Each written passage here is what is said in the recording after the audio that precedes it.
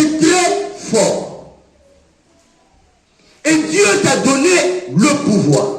Ça veut dire que tu es porteur d'un pouvoir divin. Ce qui fait de toi un être spirituel, un testament de Dieu. Quelqu'un qui n'est pas rien. Dis à ton voisin, tu n'es pas rien. Voilà, parce qu'il y a des gens qui veulent taxer les autres des rienneux. Non, il a quoi?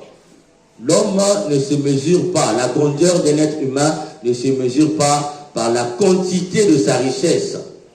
La grandeur d'un homme ne se mesure pas par la richesse qu'il porte. L'homme est plus que la richesse, l'homme est plus que le pouvoir, l'homme est plus que la gloire. Le fait que tu es sorti de Dieu qui est un être puissant, toi aussi tu es un être puissant. Et en Afrique de l'Ouest, chez les Maliens, l'homme, on l'appelle Manga La. Et Dieu, on l'appelle Ngala. Donc, dans Ngala, c'est Dieu. Et dans Mangala, il y a le nom de Dieu dans l'homme. Donc, ça veut dire que Dieu est en l'homme. C'est pourquoi on appelle l'homme Mangala. Ngala qui veut dire Dieu. Donc, nous sommes des dieux. Et Dieu t'a donné ce pouvoir. Mais Dieu sait que ce pouvoir, s'il manque quelque chose de fondamental dans ce pouvoir, tu es capable de détruire. Le pouvoir, tu as déjà reçu le fait que tu es né. Mais Dieu sait que si quelque chose manque dans ce pouvoir-là, tu es un être barbare. C'est pourquoi Dieu te donne l'autorité. L'autorité vient faire quoi dans le pouvoir? L'autorité vient aider le pouvoir, non pas à faire du mal aux autres, mais à être tout entier au service des autres. Donc le pouvoir, c'est un charisme.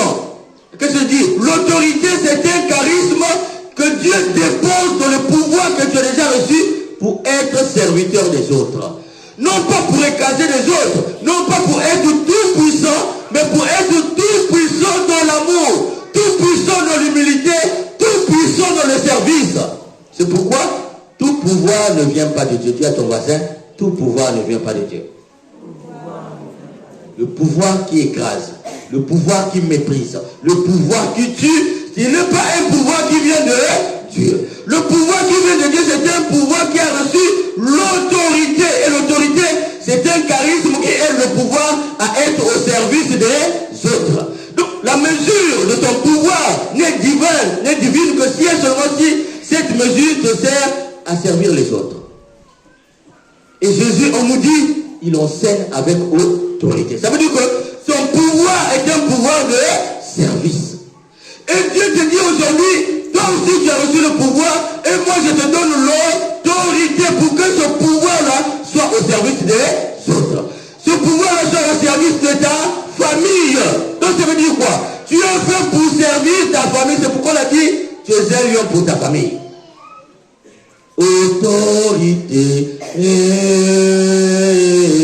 autorité, elle m'a été donnée. Dis encore à ton voisin, Dieu t'a donné l'autorité. C'est pourquoi on a entendu la première lecture. Dieu dit au peuple d'Israël, je vais susciter un prophète au milieu de mon peuple. Il sera comme toi, Moïse. Cela veut dire quoi? Dieu dans chaque famille choisit toujours un qui sera le serviteur des autres. Dieu dans chaque famille choisit toujours un qui sera là pour défendre les autres. Dieu choisit toujours dans une famille quelqu'un qui recevra l'autorité dans son pouvoir pour qu'il soit le protecteur des autres. Donc Dieu dit à son peuple, je veux susciter un autre Moïse au milieu de vous. Il sera comme Moïse pour vous protéger et pour vous conduire. Donc l'autorité que Dieu te donne, c'est pour sortir ta famille de la misère. Je vous ai toujours dit ici, naître dans une famille pauvre, c'est un don de Dieu. Mais devenir pauvre, c'est un choix. Ne choisis pas la pauvreté. Dis à ton voisin, ne choisis pas la pauvreté. Et l'autorité que Dieu te donne, c'est pour que tu ne sois pas le choix de la pauvreté dans ta famille. Mais c'est pour que tu sois qui? Tu sois un lion qui attire ta famille. Vous voyez, chers frères et sœurs, une armée de moutons qui à la tête a un lion. Qui peut effrayer cette armée? Si vous voyez les moutons marcher, et puis devant il y a un lion, vous allez fuir, oui ou non? vous allez fuir, oui ou non? Qu'est-ce qui fait la force de ce mouton-là? Le lion qui est. Maintenant, prenez une armée de lions, mettez un mouton devant. Qui va fuir? Donc dis à ton voisin, sois le lion de ta famille. Sois la lionne de ta famille. Le lion, c'est quelqu'un qui est social. Le lion, c'est quelqu'un qui est très familial. Le lion, c'est quelqu'un qui va à la guerre chercher à manger pour sa famille. Le lion ne peut pas voir sa famille en train de souffrir, en train de mourir de faim et ne rien faire. Le lion, quand il voit sa famille mourir de faim, il va à la chasse. Il fait tout pour amener le gibier à la famille, pour que les gens mangent.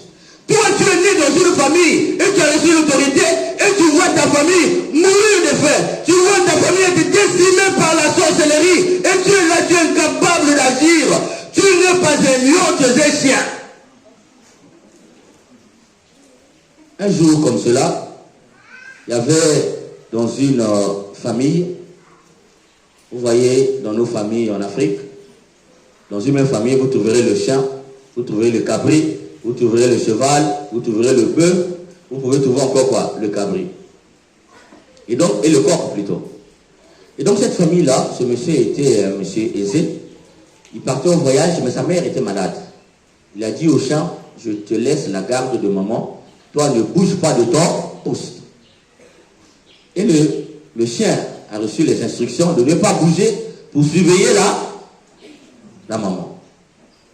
Et derrière, il y avait une bagarre de lézards. Et le bruit empêchait la maman de dormir. Mais le chien avait reçu les instructions de ne pas bouger. Il appelle donc le coq. À cette époque, les animaux parlaient. Suivez mon regard. Donc il appelle le coq. Et il dit au coq, est-ce que tu peux aller dire au lézard là de quitter là parce que cette bagarre là est en train d'empêcher la maman de dormir? Le coq le regarde et dit, est-ce que tu es normal? Tu me vois, moi, le coq, aller faire ta commission, toi, le chien. Moi qui réveille les gens le matin.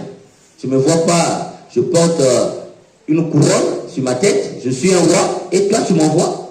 C'est moi qui gouverne la cour ici. Et toi, tu m'envoies. Si tu veux, tu peux aller. Il dit, non, je pouvais aller, mais j'ai reçu les instructions de ne pas bouger. Il dit, moi, personne ne me commande ici. Si tu veux, tu peux aller dire toi-même au lézard. Il n'y a pas de problème. Et qui passait par là, c'était le cheval. Il appelle le cheval, est-ce que tu peux aller dire au lézard là-bas d'arrêter le bruit? Il dit, moi, c'est moi qu'on utilise ici comme voiture. C'est moi qui conduis ton patron. C'est moi qui gère la cour ici. Tu me vois, moi, aller donner ta commission. Parce que toi, c'est qui? Va toi-même donner la commission. Il dit, non, mais moi, j'ai reçu les instructions de ne pas bouger pour suivre la maman. C'est pourquoi il s'est dit, le cheval dit, moi, je ne peux pas recevoir les instructions de toi. Il est parti. Et puis, il voit le cabri. Il dit au cabri, ben, derrière, il y a une bagarre là-bas entre les lézards, mais ça empêche la maman de dormir. Est-ce que tu peux leur dire d'arrêter cette bagarre? Il dit, moi, tu me vois, moi. Tu ne vois pas la barbe que je porte, moi? Hein? Je suis un chef ici, et toi, tu m'envoies, moi, le cabri. Est-ce que tu es normal? Il dit, j'ai reçu les instructions de ne pas bouger. Il dit, si tu ne peux pas bouger, tu les laisses se bagarrer. De toute façon, la querelle des lézards n'apporte rien de grave dans une société. Ok? Il voit le bœuf qui passait par là, il dit au bœuf, est-ce que tu peux dire aux lézards? Il dit, moi, tu me vois, moi qu'on utilise pour les grandes fêtes. Est-ce que tu peux me voir, moi, recevoir les instructions de toi, le chien? Tu peux m'envoyer vraiment. Tu ne vois pas que je suis plus gros, robuste que toi? Il dit, ah, mais j'ai reçu les instructions, il dit, moi, je ne peux pas bouger. Si tu ne peux pas, tu restes là. La bagarre avait tellement perduré. Parmi les lézards, 2 sont tombés. Il y avait une lampe de pétrole à côté et la maison a pris le feu. Le temps qu'on a sorti la maman, elle avait déjà reçu les brûlures. On a vu le féticheur, le guérisseur du village, pour faire quelque chose. Le guérisseur dit, pour essayer de la sauver, il faut d'abord faire le sacrifice du coq. Donc, prenez le coq et amenez, on va essayer de faire le sacrifice pour sauver sa vie. Donc, le premier à être tué était qui? Le coq. Pendant qu'on gosillait le coq, il commençait maintenant à se souvenir que si j'étais parti dire au lézard, aujourd'hui, je n'allais pas mourir. Et on a fini de le tuer, on a mangé sa chair, on a pris les os, on a donné au qui? Au chien. Et le chien s'est régalé. Et malheureusement, la maman est décédée. Il fallait prendre le cheval pour aller informer son fils qui était parti loin pour lui dire, ta maman est décédée, il faut vite venir pour l'enterrement. Donc on a pris quelqu'un qui maîtrisait bien conduire les chevaux. Il a pris le cheval, il a mené longue distance sans se reposer. Arrivé là-bas, il a informé le monsieur que ta maman est décédée. Au même moment, il a pris le même cheval pour revenir. Donc quand on est arrivé, finalement le cheval est décédé. Parce qu'on l'avait trop utilisé pour de longues distances. Et le jour de l'enterrement, dans cette culture, avant d'enterrer, on sacrifiait d'abord qui? Le cabri. On a pris le cabri, on a sacrifié le cabri avant l'enterrement. Et les invités étaient arrivés, ils ont mangé la chair du cabri. Le 45e jour, les invités sont arrivés, qui en a pris? On a pris le bœuf pour le manger. Et finalement, qui était resté? Le chien. Mais est-ce que le chien ne pouvait pas lui-même dire, pour sauver les autres, je préfère ne pas respecter la loi et aller dire au lézard? Si le chien avait la capacité de dire, c'est vrai que la loi est là, mais la loi elle est faite par les hommes, elle est aussi détruite par qui? Par les hommes. J'ai reçu l'instruction de ne pas bouger, mais puisqu'il y a un danger, je préfère quitter mon poste et aller arrêter cette bagarre avant que le pire n'arrive à tout le monde. Si le chien avait fait ça, est-ce que le coq, le cabri, le cheval et le bœuf allaient mourir? Voilà le comportement du chien. Ils assistent les querelles des autres de la famille s'est divisée, incapable de faire quelque chose. Dieu te dit aujourd'hui, tu as reçu l'autorité pour ne pas être un chien. Dis à ton voisin, ne sois pas le chien de ta famille. N'assiste pas les bagarres. Quand il y a des querelles de la famille, il faut intervenir. Même si on a dit que les enfants ne doivent pas parler, mais si la famille est en train de se diviser, puisque tu as reçu l'autorité, fais asseoir les bonnes personnes pour leur dire, arrêtez cette bagaille. Un jour comme ça, il y avait un fils qui voyait son père, il s'était séparé il y a longtemps. Et un jour il dit non, moi je commence à travailler et puis je dois aller voir papa à gauche, maman à droite, non. Il a appelé papa et maman, il dit bon, aujourd'hui là, je vous réconcilie. Vous êtes monsieur et madame. Celui qui bouge aujourd'hui, là, qui refuse, il va me croiser. Il les a réconciliés et le couple a recommencé le chemin. Sois capable de faire ça pour ta famille. Souvent, je dis aux enfants, papa et maman ne s'entendent pas. Faites-les asseoir, dites-leur que vous êtes des irresponsables. Ce que vous faites là ne vous fait pas du bien. Vous allez voir que vos parents vont savoir que vous souffrez. Souvent, j'appelle les enfants au bureau avec les parents. Et je dis, papa, est-ce que ce que tu fais là, c'est bien? C'est là où il entend pour la première fois sa fille lui dire, je souffre de votre situation là. La façon que tu traites maman ne me plaît pas. Tu es un monsieur infidèle et tu ne respectes pas maman. Moi, ça ne me plaît pas. Et là, papa comprend qu'il fait du mal non seulement à sa femme, mais il fait du mal aussi à qui? À ses enfants. Mais si vous êtes des enfants qui ont seulement le pouvoir, ils n'ont pas l'autorité, vous allez assister vos parents à aller jusqu'à la séparation. Et c'est vous qui allez souffrir. Un enfant qui a reçu l'autorité doit interpeller les parents. Dis à ton voisin, interpelle tes parents. C'est la même chose aussi. Quand tu vois tes frères de la famille, vous ne vous entendez pas, il faut que quelqu'un puisse dire que cette comédie puisse s'arrêter. Interpellez-vous. C'est ça être un lion de la famille. Et Dieu dit, je veux susciter un prophète. C'est-à-dire que quelqu'un qui est capable de donner son dos afin que les autres puissent vivre. Mais aujourd'hui, qu'est-ce qui se passe? Dès lors que tu commences à travailler, tu réussis, tu prends ta famille, ta femme, tu fais tes enfants, tu fais quoi? Tu oublies toute la famille. Récemment, comme ça, je suivais une histoire de loin. Il a commencé à travailler. La maman souffre ici pour l'envoyer à l'université. La maman a beaucoup travaillé pour que cet enfant-là réussisse. Il a réussi. La petite soeur a eu le bac. On l'a envoyé là-bas. L'autre aussi a eu le bac. On va envoyer chez qui? On envoie chez qui? Toi qui es le grand frère. Puisque tu sais que maman, qui est veuve, a sacrifié tous ces efforts pour que tu travailles. Et t'envoies tes petites sœurs. Tu les aides à devenir comme toi ou tu les sacrifies. Vous savez ce qu'il a fait? Quand il a pris sa femme, il a dit à ses sœurs, trouvez-vous une maison, moi je vais tomber avec ma femme. Et aujourd'hui, la maman est obligée de payer encore un studio là-bas pour ses deux filles. Et lui, entre-temps, il est en paix avec qui? Avec ça. Ça, c'est un grand frère chien. Dis à ton voisin, c'est un grand frère chien. Ne soyez pas les malédictions pour la famille. Tu as été aidé par les autres. Et tu es arrivé au sommet. Tire les autres du trou. Mais toi, tu es arrivé au sommet. Tu tires le dos aux autres. Parce que tu as pris une fille que tu ne connais même pas. Si vous allez finir ensemble. Parce que tu as fait des enfants, tu as fait un enfant. Tu oublies tes soeurs. Alors que la maman comptait sur toi pour encadrer tes petites soeurs. Maintenant que tu as pris une femme, peut-être qu'il va te quitter demain. Tu tournes le dos à tes soeurs. Ça, on appelle cela de la sorcellerie. Dis à ton voisin, c'est de la sorcellerie. Vous voyez, la sorcellerie, c'est quoi?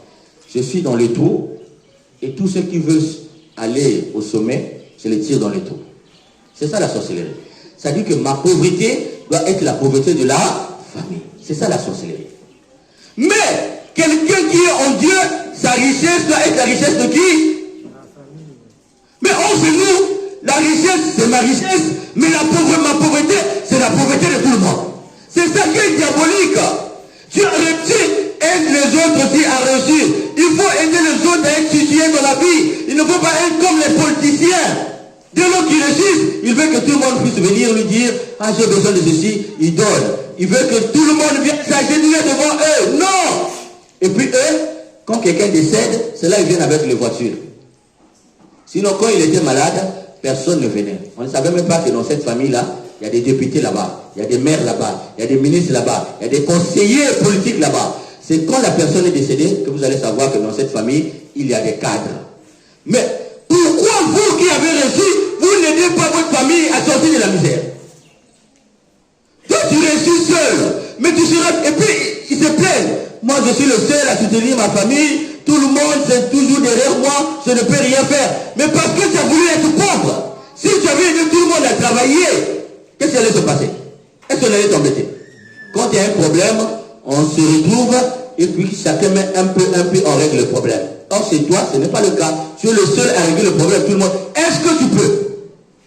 C'est pourquoi Dieu te dit aujourd'hui, je fais de toi un prophète. C'est-à-dire que je te donne l'autorité pour que grâce à cette autorité, tu sois celui qui tire la famille de la pauvreté. Quand il y a un problème de sorcellerie, il faut que tu interviennes pour dire, stop à cette affaire de sorcellerie de ma famille. Il faut que tu sois capable de donner ta vie pour interpeller les gens de la famille. Vous savez, chers frères et sœurs, dans la vie, il y a ce qu'on appelle la grandeur d'État et la grandeur sociale. La grandeur sociale, c'est la grandeur que te donne le pouvoir, la gloire, la voix. C'est-à-dire tu as beaucoup d'argent et puis les gens te considèrent dans la famille, dans le pays, comme quelqu'un de grand. Ça, c'est une grandeur qu'on appelle grandeur sociale. Mais cette grandeur, c'est comme les béquilles. Les gens, on t'enlève les béquilles là, tu deviens petit.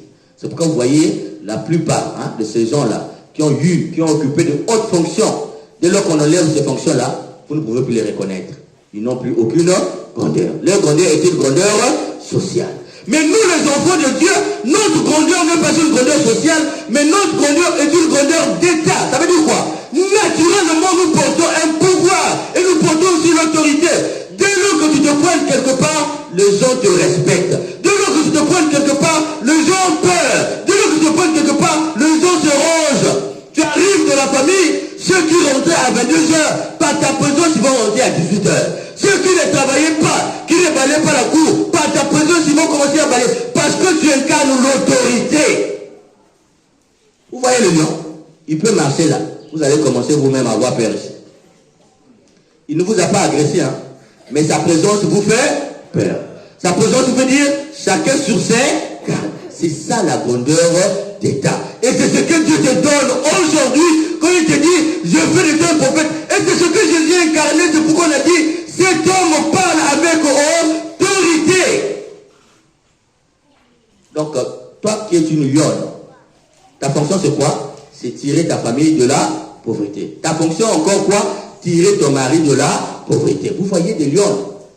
Quand le lion ne peut pas chasser, qui va chasser? On dit même que les lions chassent plus que les lions. Ça veut dire quoi? Toi qui es lion, il faut tirer ta famille de la pauvreté. Tu ne peux pas être la femme de quelqu'un et cet homme-là, 5 ans, 10 ans et toujours pauvre. Ça veut dire que toi, la femme, tu es une mauvaise femme. La femme a plus de pouvoir qu'un homme. La femme a plus de choses qu'un homme. On dit que la femme a 11 choses alors que l'homme en a 7. Ça veut dire quoi? Elle a plus la capacité de tirer un homme de la misère, de tirer une famille de la misère. Mais toi, tu es une femme. D'ailleurs, dès lors qu'un homme te rencontre, s'il avait 100, il descend à 50, à 25. Comme on avait suivi une histoire comme ça, il dit non, moi j'ai des problèmes pour payer la maison. Ok, il a d'abord 2 enfants. Et c'est le monsieur qui prend soin des enfants. Il appelle le monsieur, il dit non, je n'ai pas payé le cours des enfants, tout ça, et puis le loyer. D'accord? On veut me trouver dans un restaurant, on va manger.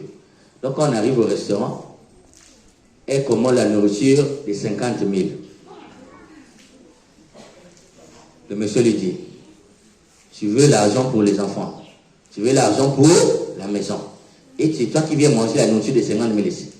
Donc tu veux m'appauvrir. Et il y a des femmes comme ça. Elles n'ont pas de pitié pour faire dépenser les hommes. Donc c'est des femmes qui attirent les hommes dans la pauvreté, qui attirent les hommes dans le trou. Ne sois pas ce genre de femme, bien ton voisin, ne sois pas ce genre de femme. Une femme doit aider son mari à contrôler les dépenses. Tu ne peux pas être une femme dépensière. Un homme ne peut pas économiser parce que toi, dès lors que tu vois l'argent rentrer, tu exagères la liste des dépenses. Tu es une mauvaise femme. Tu n'es pas une lionne, tu es une chienne. Dis à ton voisin, ne sois pas une chienne. Et la lionne aussi, chers frères et sœurs. Quand vous voyez les lions et la lionne, si un chasseur commet la maladresse, il est tiré sur le lion. La lionne doit assiéger le village. Tant qu'elle n'a pas vengé son mari, elle ne peut pas quitter ce village. Même si elle n'a pas tué la personne qui avait chassé et tué son mari, au moins elle doit tuer un membre de votre village. Donc la lionne défend toujours son mari. La lionne est capable de venger son mari. Et toi qui es une femme, est-ce que tu es capable de protéger ton mari? Aujourd'hui, quand on voit sur les réseaux sociaux, c'est les femmes qui prennent les histoires de couples pour les amener sur les réseaux sociaux. Les femmes qui prennent les histoires de famille pour aller amener sur les réseaux sociaux. Et on découvre les histoires de famille dans les réseaux sociaux. Des femmes malades. Et souvent les femmes de la RDC là, malades comme pas jamais. Quand j'essaie de suivre sur les réseaux sociaux, toujours bêtisier, toujours en train de parler de bêtises. Mais l'histoire de ta famille, c'est l'histoire de ta famille. Ton problème de couple, c'est ton problème de couple. Pourquoi tu mets ça sur les réseaux sociaux? On filme les gens. Voici le mari là. Voici ce qu'il m'a fait. Voici. Mais c'est ton problème. Des femmes incapables de protéger les maris, ce sont des femmes chiennes. C'est pourquoi Dieu dit, nous sommes des lions, nous sommes des lions. Des gens qui protègent. Et pour finir, chers frères et sœurs, je nous raconte cette histoire. Un jour comme ça, un monsieur ne s'entendait pas avec sa femme. Et puis, il y avait trop de disputes. La femme reprochait à son mari d'être toujours porté par le travail et de ne pas lui accorder le temps. Un jour, le monsieur dit à sa femme, ok, bon, aujourd'hui, je vais disposer un peu de temps. Est-ce qu'on peut sortir? On va aller un peu au zoo, visiter les animaux. La femme dit, enfin, tu t'es souvenu de moi. Donc, les après-midi, ils ont pris la voiture au zoo et marchaient dans les zoos pour voir les animaux. Et puis la femme appelle son mari. Viens voir ce couple de chimpanzés. Donc ils étaient tendresse. Le monsieur est en train de caresser lentement sa femme, cajoler, tout ça. Tu vois, même les animaux s'aiment. Mais nous, toi tu es à gauche, je suis à droite, le soir dans ton ordinateur, moi dans mon téléphone. Nous ne sommes pas un couple. Voici un exemple de couple. Les animaux nous montrent l'exemple. Le monsieur dit, il n'y a pas de problème, excuse-moi pour toutes les fois où je n'ai pas été comme ces animaux. Ils ont commencé leur marche et arrivaient quelque part. Qu'est-ce qui s'est passé? Il y avait les lions, donc la cage de lions. Les lions ici, la lionne là-bas. Et puis les lions derrière, la lionne devant. La femme dit, tu as vu notre couple? C'est toujours comme ça. Le monsieur dit, ah bon? Il dit, oui, voici le lion derrière, moi, le lion est devant. C'est comme ça, nous sommes toi et moi. Moi, c'est pas ce genre de couple que je veux dans ma vie. Il dit, d'accord. Il dit, bon, viens. Le monsieur prend la pierre. Il arrive chez le chimpanzé là-bas. Il lapide la femme. Le chimpanzé, le mari a fui. Il dit, tu as vu, il a fui? Il dit, oui, j'ai vu. Il dit, bon, viens maintenant. Il lapide la lionne. Le lion bondit là-bas. Il dit, bon, tu préfères un monsieur qui t'aime, qui est toujours là à tes petits soins, mais lorsqu'il y a un problème, il fuit, ou bien celui qui est loin, qui est proche de toi, et dès lors qu'il y a un problème, il vient. Tu préfères qui? La femme dit non, je préfère les lions. Cela veut dire quoi, chers frères et sœurs? Il faut être le lion pour ta femme. S'il y a un danger, intervient. Il y a des gens, vous le voyez proche des femmes, mais dès lors qu'il y a un danger, la femme a insuffisance rénale, c'est là que tu vas savoir que le monsieur qui te caressait ne t'aimait pas. Mais quelqu'un d'autre qui était préoccupé par le travail, dès lors que tu as insuffisance rénale, c'est lui qui propose son rein. Il vaudra mieux avoir dans ta vie un lion qui n'est peut-être pas toujours là, mais qui peut être là pour te défendre et te protéger, que d'avoir un chien, que d'avoir un chimpanzé. Demandons donc à l'Esprit Saint, chers frères et sœurs, d'être les lions de nos familles, les lions des couples, d'être les lions de nos familles, les lions des couples, pour que nous puissions protéger et sauver les autres. Au nom du Père et du Fils et du Saint-Esprit. Amen.